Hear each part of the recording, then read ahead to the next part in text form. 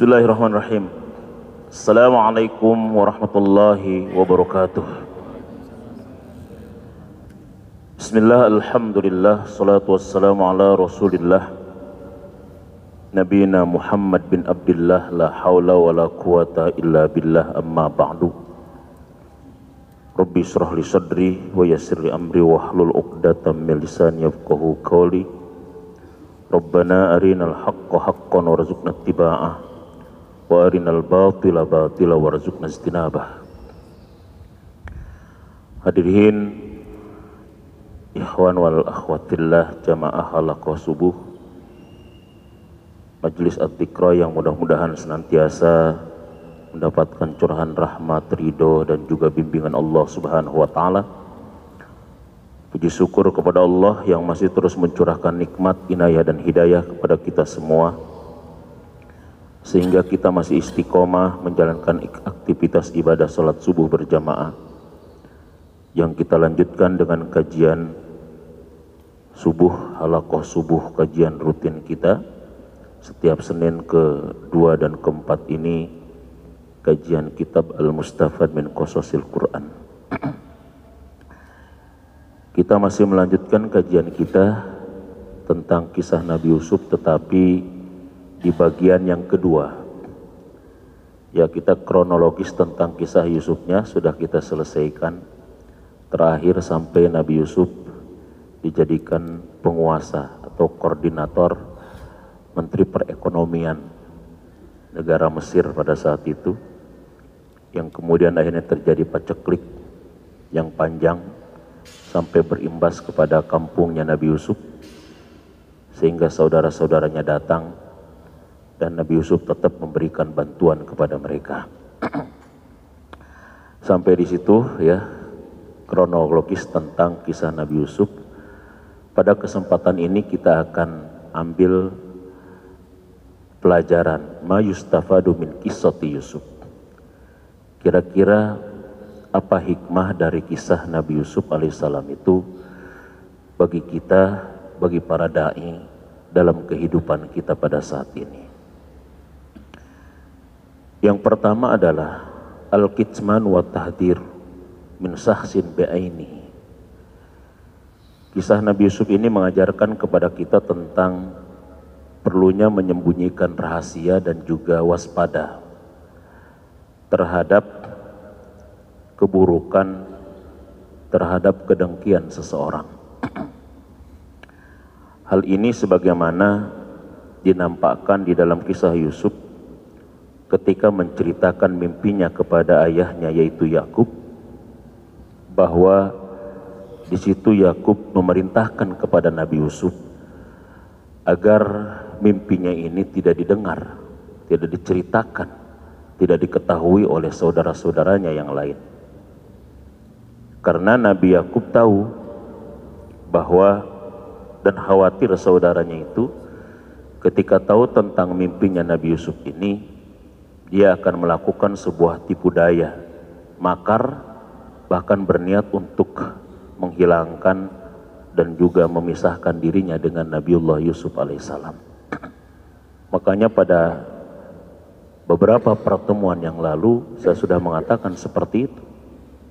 Ya, bahkan kita dianjurkan oleh Rasulullah SAW untuk menolong tentang hajat kita, menolong tentang cita-cita kita dengan cara menyembunyikannya. Karena setiap nikmat itu ada saja orang yang hasud terhadap nikmat itu. Ini pentingnya tentang merahasiakan cita-cita besar dan waspada terhadap orang yang tidak suka terhadap kita. Ini juga yang harus dimiliki oleh umat Islam dan organisasi Islam ketika memiliki cita-cita yang besar, ketika memiliki obsesi yang besar terkait dengan kepentingan umat ini. Tidak semuanya harus diekspos, tidak semuanya harus dinampakkan, tapi perlu kita sembunyikan, menyusun siasat. Kenapa? Karena di balik setiap kenikmatan itu ada orang yang dengki, ada orang yang benci, sehingga dia berniat untuk menjegal dan menggagalkan tentang cita-cita besar kita. Nah, ini penting untuk dijadikan perhatian bagi para dai, para ormas Islam dan juga umat Islam. Itu poin yang pertama. Poin yang kedua, dari kisah Nabi Yusuf alaihissalam ini juga menegaskan kepada kita, hikmahnya adalah al-hasad yahmilu ala qati'atir rahim. Penyakit dengki ini menyebabkan terjadinya terputusnya tali silaturahim dengan keluarga. Ya, jadi penyakit hasud ini menjadi penyebab terputusnya silaturahim, terputusnya persahabatan, terputusnya kekeluargaan. Jadi bagaimana dengan gara-gara hasud keluarganya ini, ya, anak-anak Nabi Yakub ini mereka terpisah dengan Yusuf, bahkan ayahnya pun terpisah dengan Yusuf, bahkan saudaranya Bunyamin terpisah dengan Yusuf. Bahkan kita pada beberapa pertemuan yang lalu mengatakan bahwa hasud ini adalah merupakan satu dari 3 pangkal kejahatan, pangkal kesalahan seseorang adalah disebabkan karena hasud. Bahkan gara-gara hasud, 2 anak Adam, Qabil dan Habil. Qabil rela membunuh Habil gara-gara apa? Hasud. Dan ternyata saudaranya Yusuf rela membuang saudaranya ke dalam sumur pun gara-gara apa? Hasud. Jadi ini adalah penyakit yang berbahaya. Makanya Rasul mengatakan hasud ini bisa membakar seluruh kebaikan kita seperti halnya api mampu membakar kayu bakar.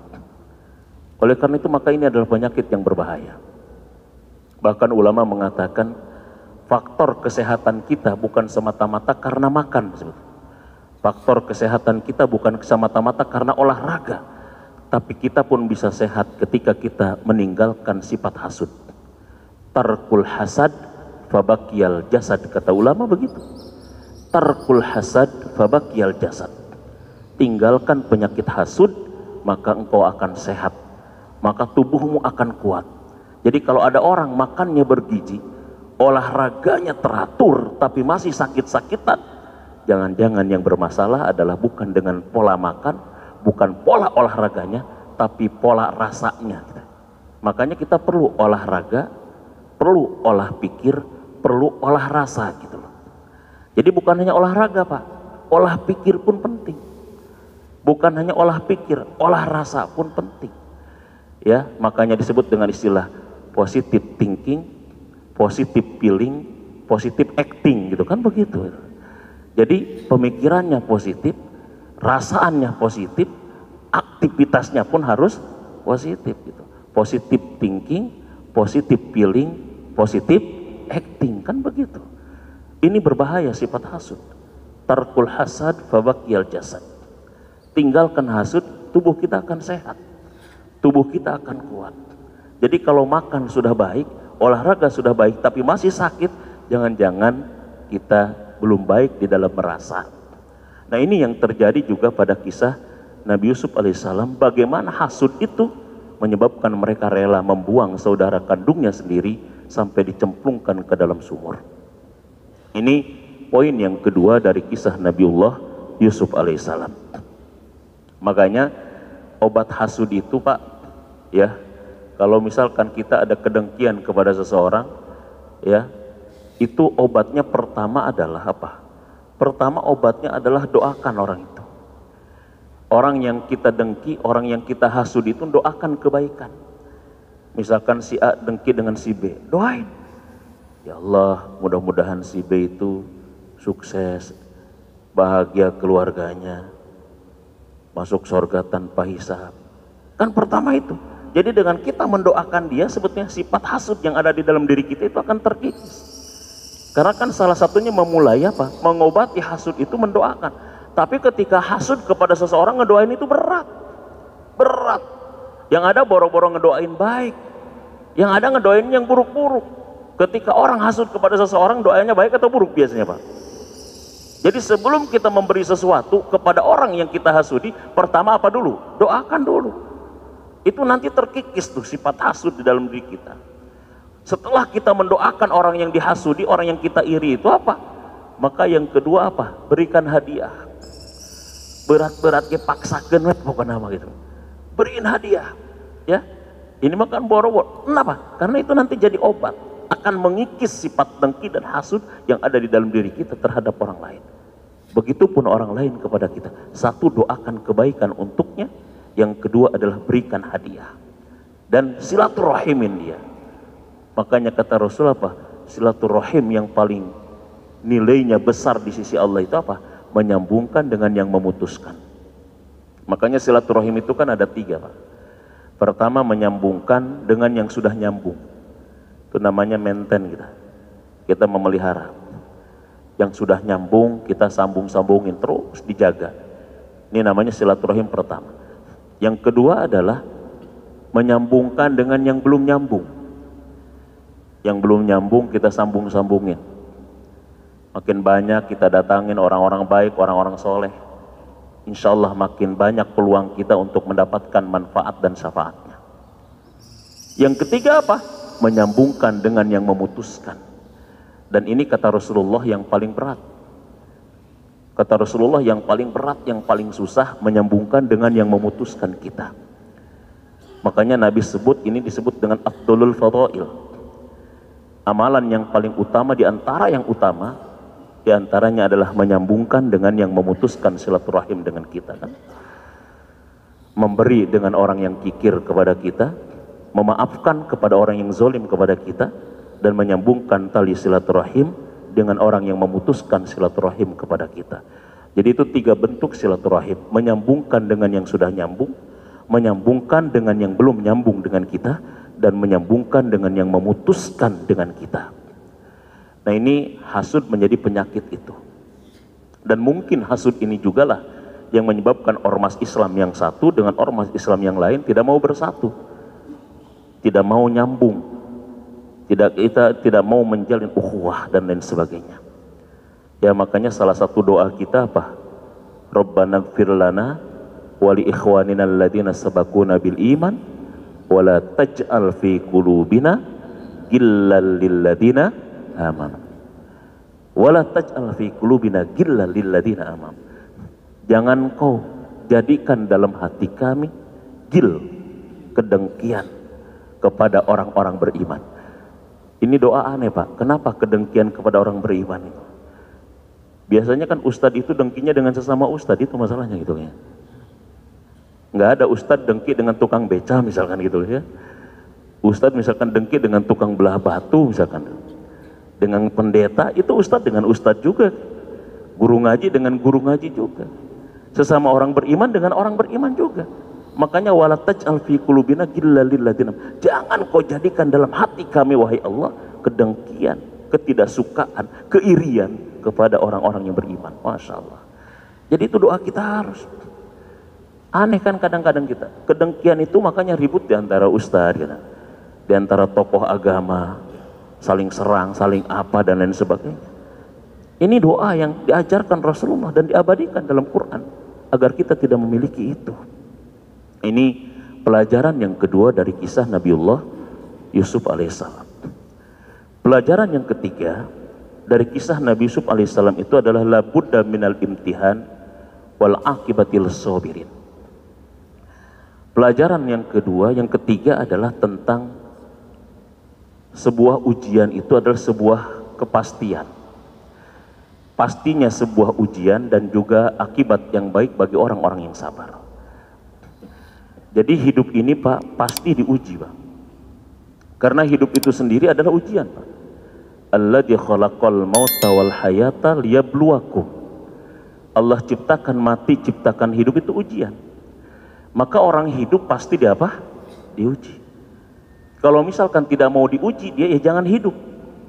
Orang enggak hidup pun kita nanti ketika mati pun masih ada ujian.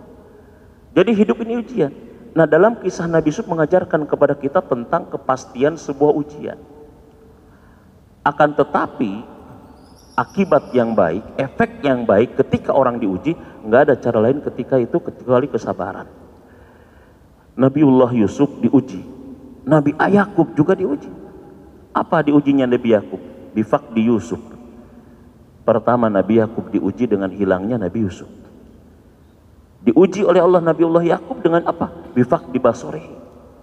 Dengan kehilangan pandangannya. Setelah Nabi Yusuf dia hilang, tidak ketemu, dia nangis terus menerus, menyebabkan pandangan matanya jadi buram, bahkan jadi tidak melihat. Itulah sebetulnya kesedihan yang terus menerus bisa menyebabkan penyakit fisik sebetulnya. Jadi penyakit fisik itu Pak juga berawal dari penyakit apa? Penyakit mental. Dari mental yang sakit, dari hati yang sakit akan berefek kepada fisik kita yang sakit.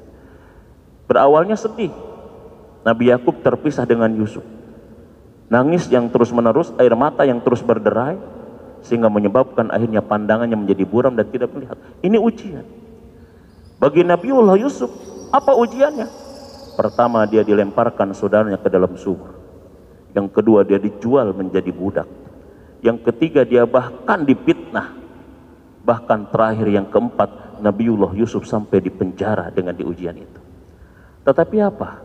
Buah dari kesabaran terhadap ujian itu adalah Allah angkat dia, balas dengan balasan terbaik, menjadi penguasa istana yang sangat luar biasa.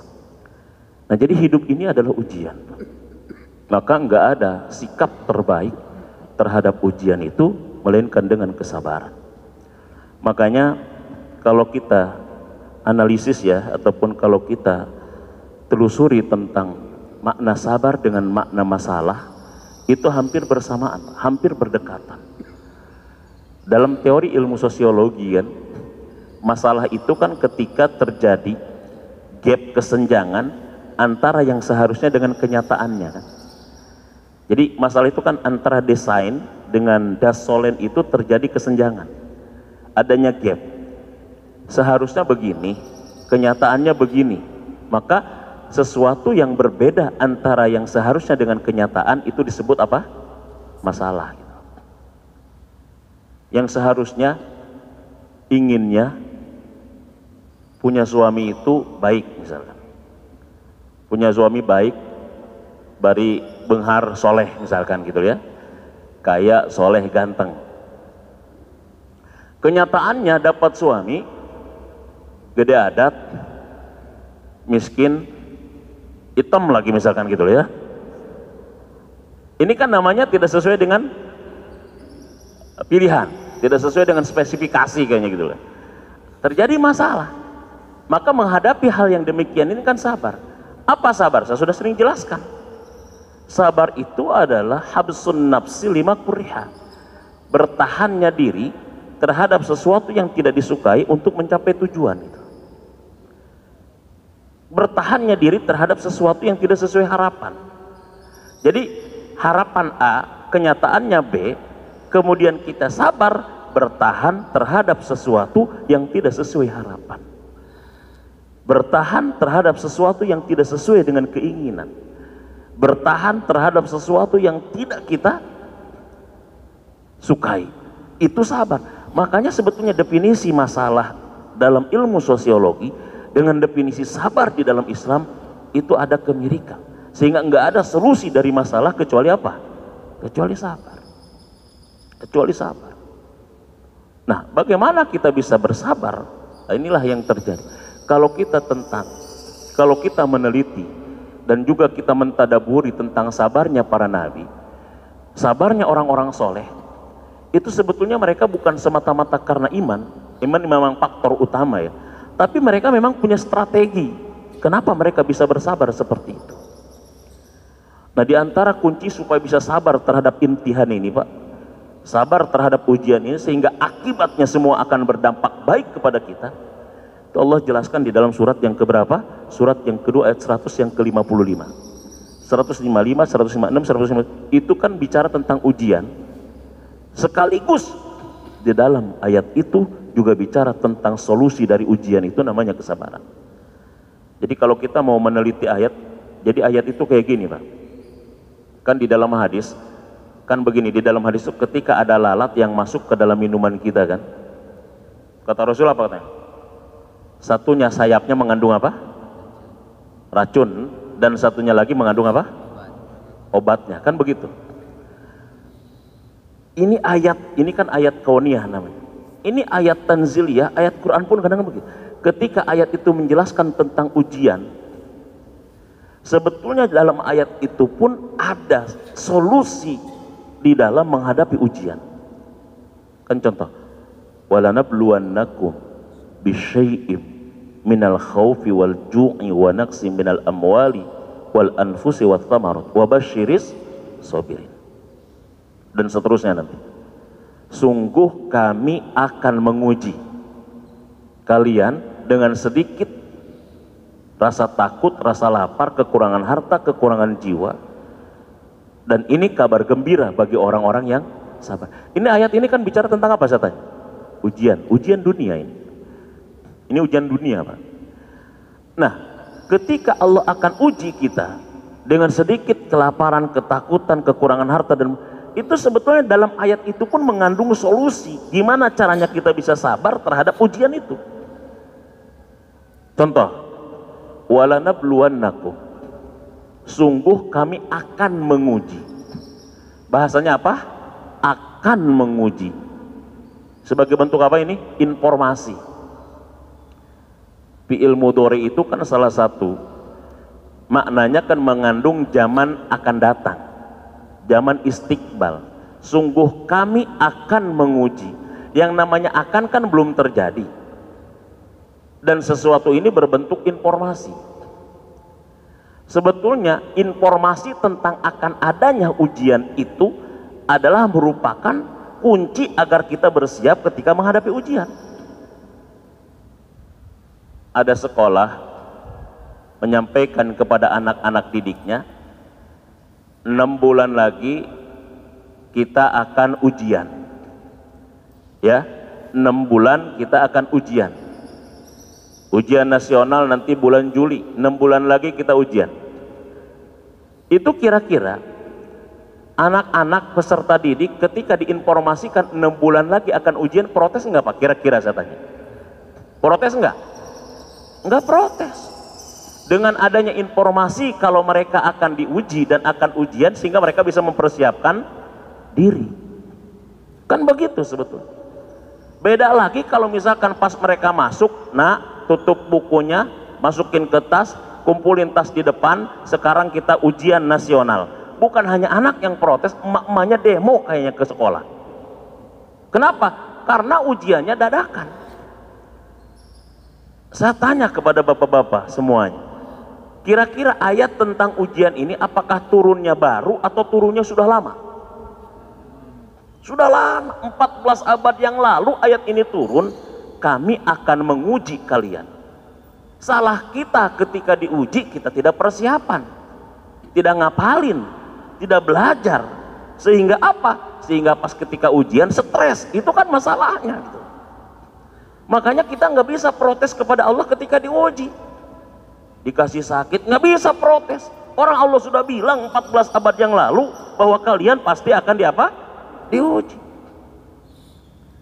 Ada masalah begini nggak bisa protes. Ini kadang-kadang ketika diuji langsung protes kepada Allah. Di mana letak keadilanmu ya Allah? Ret deh gitu. Nanya letak keadilan Allah. Padahal Allah sudah informasikan manusia hidup semuanya pasti akan diuji. Akan diuji. Nggak bisa kita protes kepada Allah tentang ujian yang menimpa kita. Kenapa sebabnya? Karena informasi akan diuji itu sudah jauh-jauh hari Allah sampaikan kepada kita melalui Al-Quran itu. Nah, seharusnya kita mempersiapkan diri sekarang. Itulah gunanya kenapa kita harus tolabul ilmi. Jadi tolabul ilmi kita, ibadah kita itu dalam rangka mempersiapkan diri supaya nanti bentengnya kuat ketika kita menghadapi apa? Ujian. Itu poin pertama. Diungkapkannya dengan kalimat apa? Dengan fi'il mudhari yang menunjukkan zaman yang akan datang, informasi tentang ujian sebagai solusi agar kita bisa bertahan ketika kita diuji, sehingga saat ini kita bisa belajar dan memperkuat diri kita. Itu poin yang pertama. Agar kita bisa bersabar dari ujian adalah kita sadar tentang informasi akan adanya ujian. Yang kedua dalam ayat ini apa? Walanabluwannakum. Allah menggunakan kalimat jama. Sungguh kami akan menguji kalian. Kalian itu kan bukan sendiri. Artinya kalau kita ingin sabar terhadap ujian itu, kita sadar bahwa yang diuji itu bukan hanya kita sendiri, tapi kalian, semua orang. Semua orang.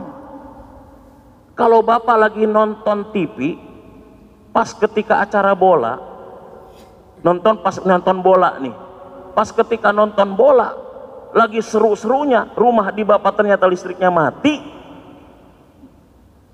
kesel nggak kira-kira saya? Kesel nggak pak kira-kira? Lagi seru-serunya tuh pak, listriknya mati.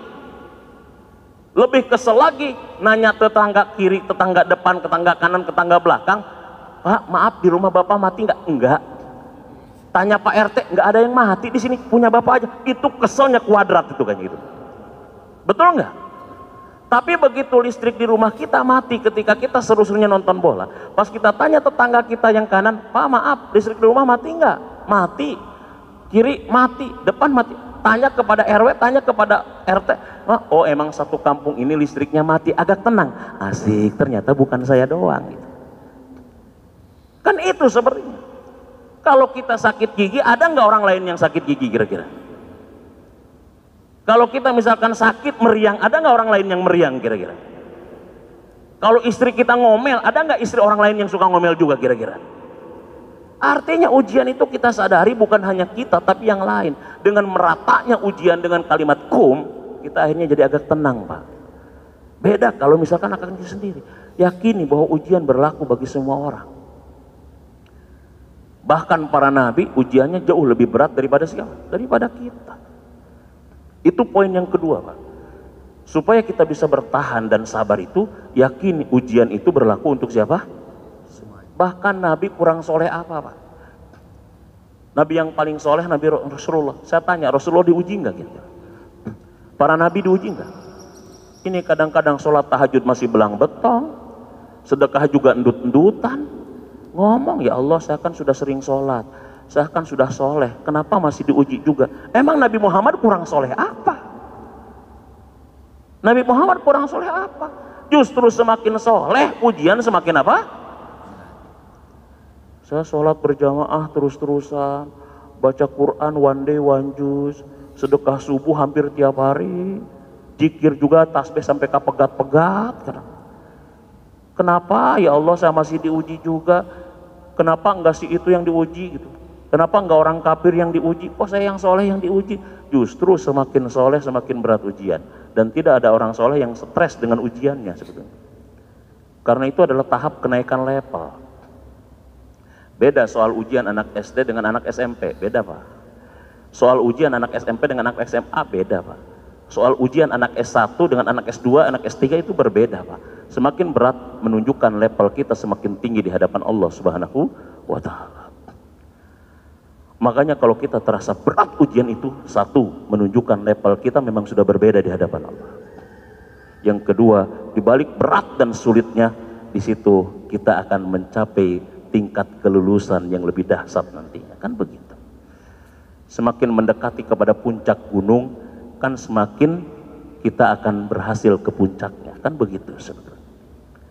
Ini ujian itu seperti itu. Nah yang ketiga solusinya adalah supaya bisa sabar dengan ujian, Allah ungkapkan dalam ayat itu adalah bisyai'in, sedikit. Sungguh kami akan menguji kalian sedikit. Jadi sebanyak dan sebesar apapun Allah sudah garis bawahi. Ujian itu adalah bisyai'in, sedikit. Disinilah kita penting membandingkan. Jadi membandingkan itu jangan nikmat Pak. Kalau mau membandingkan itu ujian Pak, jangan nikmat. Satu, bandingkan. Pertama adalah ujian kita itu dengan nikmat.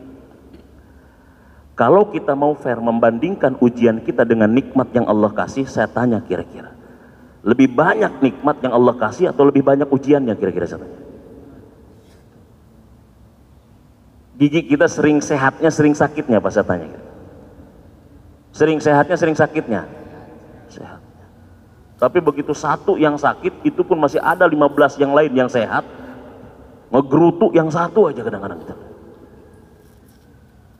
Pak, dompet sering isinya, sering kosongnya Pak saya tanya kira-kira. Hah? Nah, pokoknya isi aja dulu pokoknya. Apa kayak isinya terserah. Kartu doang kayak padahal isinya kagak ada juga gitu ya. Ibu-ibu kira-kira suami sering ngasih uang belanjanya atau sering kagak ngasihnya kira-kira? Di antara 30 hari ngasihnya 29 hari. 1 hari kagak ngasih, itu yang diomongin. Dasar suami nggak tahu diri, makannya sama gembul, ngasih kenapa kagak, padahal cuma sekali dalam 30 hari gitu. Kan kita kadang-kadang suka seperti itu masalahnya. Jadi bisain sedikit, makanya harus mau membandingkan. Satu, bandingkan dengan nikmat Allah. Fair, lebih banyak nikmat yang Allah kasih kepada kita daripada apanya? Musibah dan ujiannya kepada kita. Dua apa? Dua, bandingkan nikmat kita juga dengan orang lain. Kalau kita sakit gigi satu, cari orang yang giginya yang sakit tiga-tiganya gitu. Kan begitu masalahnya. Kalau misalkan kita baru panas dingin, yang lain mah sudah bukan hanya panas dingin kayaknya, udah beku kayaknya gitu loh. Kalau kita tinggal di rumah seperti ini, yang lain banyak yang belum punya rumah. Makanya kali-kali jalan-jalan itu jangan ke tempat indah terus, ke rumah sakit, jalan-jalan keluar gitu. Mah, kita jalan-jalan hari Minggu yuk. Asik, kemana? Ke rumah sakit PMI. Loh, jalan-jalannya ke rumah sakit supaya kita bersyukur gitu loh. Ada orang yang lebih sulit daripada kita, bandingkan dengan orang lain. Kita kadang-kadang kan membandingkannya yang enak-enak aja. Pak, kenapa? Si itu mah mobilnya udah baru lagi, Bapak masih motor butut aja. Salah kita mah. Membandingkan itu adalah satu terkait dengan ujian. Apa? Lihat, kalau kita mendapatkan masalah ini, lihat orang lain ada yang punya masalah jauh lebih besar daripada kita. Dan poin yang keempat, agar bisa bersabar terhadap ujian, adalah jangan melihat bentuk ujiannya, tapi lihat di balik ujiannya. Jangan melihat ujiannya, lihat di balik ujian. Jangan melihat ujian. Kalau sakit, jangan melihat sakitnya, tapi lihat di balik sakitnya. Kenapa Nabi Yakub bisa bersabar setelah dia dipisahkan oleh anaknya sendiri dari Yusuf? Dan kenapa Yusuf bisa bersabar ketika dilemparkan ke dalam sumur sampai 3 hari dia, kemudian dijual dan lain sebagainya? Nabi Yusuf melihat tentang mimpi dasarnya. Nabi Yusuf yang dilihat tentang mimpinya. Nabi Yakub pun sama. Begitu Nabi Yusuf dilemparkan, dia tidak tahu kemana, langsung Nabi Yakub teringat dengan mimpi yang diceritakan anaknya kepadanya. Dia di situ, anakku akan baik-baik saja jika oleh Allah. Sama ketika kita diuji, sakit misalkan, masalah misalkan, maka jangan lihat sakit dan masalahnya, tapi ada apa di balik sakitnya. Ya Allah, saya sakit. Dengan sakit ini ternyata engkau tahan saya untuk tidak maksiat. Kan orang sakit makan boro-boro maksiat, Pak. Diajak sama temennya, gapleh yuk. Wah, lagi sakit boro-boro gapleh gitu. Dua, orang sakit itu apa? Orang sakit itu yang kedua, di samping dia meninggalkan maksiat, dia perbanyak ingat Allah, zikir terus. Kadang-kadang Allah itu rindu, Pak, terhadap suara kita, maka dibikinlah sakit suara hambanya. Kalau lagi sehat, yang dipanggil Bang Toyib terus, Bang Toyib, Bang Toyib. Lagi sakit kan Allah, Allah, Allah, boro-boro nyanyi kadang-kadang. Kan begitu masalahnya. Allah kadang-kadang rindu terhadap suara kita. Sakit, ternyata apa? Ternyata ada dosa yang melekat dalam diri kita, yang tidak bisa dilepaskan dengan ibadah kita. Sholat kurang khusyuk, baca Quran kurang fase, sedekah kurang ikhlas, ini dosanya lengket banget, nggak bisa itu. Maka Allah kasih kita ujian, dengan ujian itu sehingga dosa kita bisa lepas dari tubuh kita. Allah pun akhirnya dalam rangka ingin mengangkat tentang level kita, dari level muslim menjadi mukmin, level mukmin menjadi muttaqin, level muttaqin menjadi muqarrabin, level muqarrabin menjadi muhsinin, bahkan sampai kepada derajat mukhlisin. Masya Allah. Jadi begitu. Jadi itu 4 cara gimana kita bisa bertahan ketika diuji, seperti bertahannya para nabi dan orang-orang saleh. 1, Allah telah informasikan ujian itu kepada kita jauh-jauh hari sehingga kita bisa persiapkan diri. 2, yakini bahwa ujian bukan hanya untuk kita sendiri, tapi merata untuk semua manusia. 3, seberat apapun sudah Allah garis bawahi, Allah kunci, ujian itu sedikit dibandingkan nikmatnya, bahkan dibandingkan orang lain, bahkan dibandingkan dengan pahalanya. Dan yang keempat, bahwa jangan lihat bentuk ujiannya, tapi lihat di balik ujiannya. Di situ ada cinta Allah, di situ ada pengampunan dosa, di situ ada cara Allah agar menahan kita untuk tidak bermaksiat. Bahkan selama kita bertahan dan bersabar terhadap ujian dan jalan keluar dari Allah, selama itu kita dihitung oleh Allah sedang dalam ibadah kepada Allah Subhanahu wa Ta'ala. Masya Allah. Jadi menunggu jalan keluar dari Allah adalah merupakan ibadah. Jadi selama belum ada jalan keluar, maka selama itu dia berada dalam ibadah. Selama belum sembuh dari sakit, selama itulah kita berada di dalam ibadah kepada Allah Subhanahu wa Ta'ala. Amat sangat luar biasa. Itu poin yang ketiga dari hikmah kisah Nabi Yusuf alaihissalam, adalah tentang kepastian adanya ujian bagi orang yang hidup dan akibat terbaik bagi orang yang sabar ketika menghadapi ujian itu.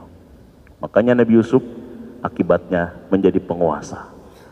Kemudian dari sabarnya Nabi Yakub, Allah kembalikan Yusuf dalam keadaan yang lebih baik. Allah kembalikan Benyamin dalam keadaan lebih baik. Bahkan Allah kembalikan penglihatan Nabiullah Yakub alaihissalam. Itulah yang disebut dengan fasabrun jamil, kesabaran yang amat sangat indah. Ini barangkali 3 hikmah. Ini di sini ada sampai 10 ya. Ada 7 lagi berarti gitu ya. 3 hikmah di balik kisah Nabiullah Yusuf alaihissalam. Mudah-mudahan kita bisa mengambil ibrah dari kisah ini sehingga kita bisa menerapkan dalam kehidupan kita sehari-hari, insya Allah. Bisa mendapatkan balasan terbaik seperti apa yang Allah berikan kepada Nabi Yusuf.